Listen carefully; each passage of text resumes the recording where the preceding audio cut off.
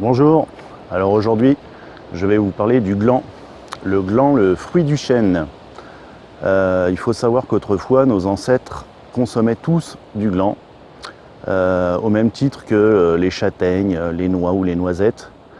Et aujourd'hui en fait l'homme ne le consomme plus, certainement parce que ça demande beaucoup de préparation, donc en gros par fainéantise.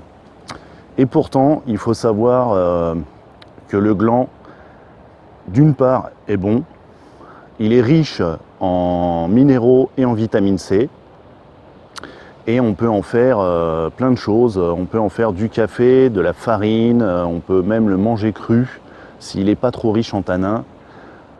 De plus, il faut savoir que des chênes, on en trouve partout en Europe. C'est certainement un des arbres qu'on retrouve le plus dans nos forêts. Et du coup, c'est gratuit en plus, hein, il suffit d'aller se balader pour en trouver. Alors le gland se récolte de début septembre à fin octobre. Important, ne prenez pas les glands directement dans l'arbre. Il faut attendre qu'ils soient mûrs et donc qu'ils tombent de l'arbre, et on les ramasse donc au sol. Comme une fois de plus les noisettes, les châtaignes, vous attendez qu'elles tombent pour les consommer.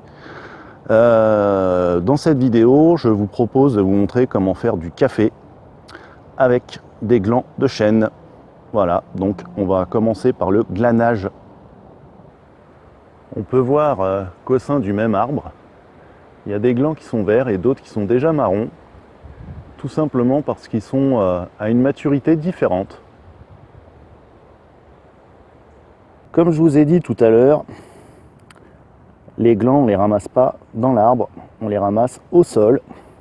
Donc il y en a toujours des verts et des un peu plus marrons. De préférence, on va toujours prendre les marrons parce qu'ils seront plus mûrs, tout simplement. On vérifie qu'il n'y ait pas de trous. S'il y a des trous, c'est qu'ils sont vérolés, donc ça ne nous intéresse pas. Et vous voyez là, ces deux-là, ils sont bien lourds, donc ils ont l'air bien pleins. Il n'y a pas de trous, ils sont marrons. Donc c'est vraiment les glands comme ça qu'on va prendre en priorité. Alors voici ma récolte de glands.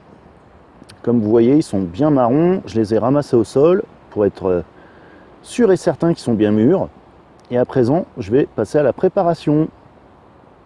Alors, en premier, on va prendre notre gland et venir le couper en deux.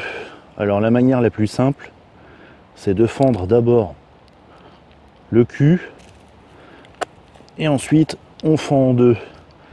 N'essayez surtout pas de le couper comme ça. Si votre couteau y ripe, vous coupez les doigts. Ensuite, il suffit de l'éplucher, c'est très simple. Vous voyez que ça ressemble quand même pas mal à de la châtaigne crue. Et on va garder cette partie-là, j'en ai déjà préparé plusieurs. Dans cette étape-là, bien entendu, on va virer tous ceux qui ont des vers ou qui sont à moitié pourris. On garde que les sains. Donc là, j'ai ma petite récolte. Je vais tout préparer et après, on va tout couper en tout petits morceaux. Et voilà, donc je suis venu concasser tous mes glands. Ça ressemble à des cacahuètes comme ça, mais ce sont bien mes glands que j'ai donc épluchés et coupés en petits morceaux. Et à présent, je vais les faire torréfier. C'est parti pour la torréfaction de nos glands. Donc comme vous voyez, je suis en pleine forêt. Donc hors de question de faire un feu au sol. Là, j'utilise un réchaud à gel d'alcool. Là, je pense que j'en ai pour au moins une bonne heure de torréfaction. Étant donné qu'au départ, on va principalement sécher les glands et au bout d'une heure, je pense qu'ils vont finir par prendre une belle couleur brune noirâtre, bien grillée, exactement comme on fait pour le café. La torréfaction a bien avancé, comme vous voyez. Donc ça a bien séché.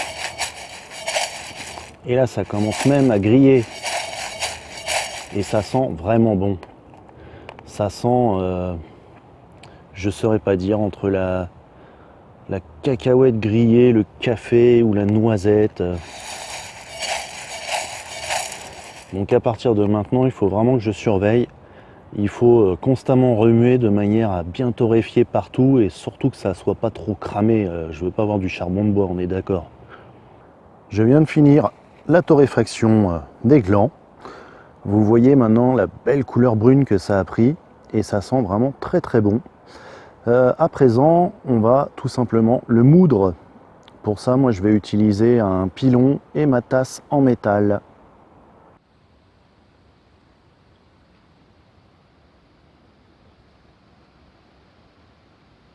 Là dans ma tasse, les glands torréfiés et je me sers donc du pilon.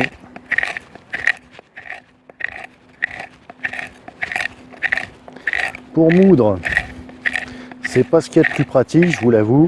Si vous avez un petit moulin à café à main, je pense que c'est bien mieux que cette technique. Mais bon, je vais y arriver quand même. Voilà à quoi ça ressemble une fois moulu. On peut voir, ça a une belle couleur brune.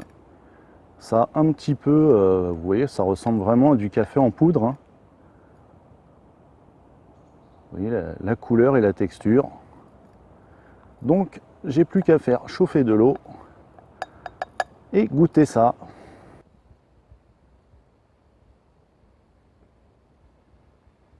Ça y est, mon eau est chaude. Alors, je vais maintenant récupérer mon café de gland. Je vais mettre 2 cuillères comme ça, pas plus. On remue. Donc ça va se boire exactement comme un café turc, hein. C'est-à-dire que les impuretés vont rester au fond. On laisse infuser pendant 2-3 minutes. Là déjà, c'est devenu complètement noir, comme un vrai café, hein. Vous voyez la couleur. Donc je vais laisser infuser et puis surtout je vais laisser maintenant les grains de café, enfin la poudre de café tomber dans le fond avant de goûter. Il nous reste maintenant plus qu'à goûter ce café de gland préparé en pleine forêt. Allez, à la vôtre.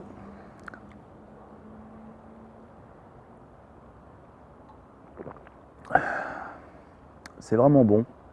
Ça n'a pas le goût du vrai café, mais ça s'en rapproche vraiment beaucoup. Il faut savoir que le café de gland est sans caféine. Ça, c'est plutôt pas mal pour les gens qui seraient insomniaques ou allergiques à la caféine, je sais pas. C'est vraiment bon. Maintenant, si vous voulez savoir quel goût ça a, eh ben, vous n'avez plus qu'à essayer la recette, à faire ça chez vous. Et puis voilà, je peux rien vous dire de plus. En tout cas, j'espère que la vidéo vous aura plu et je vous dis à une prochaine. Ciao!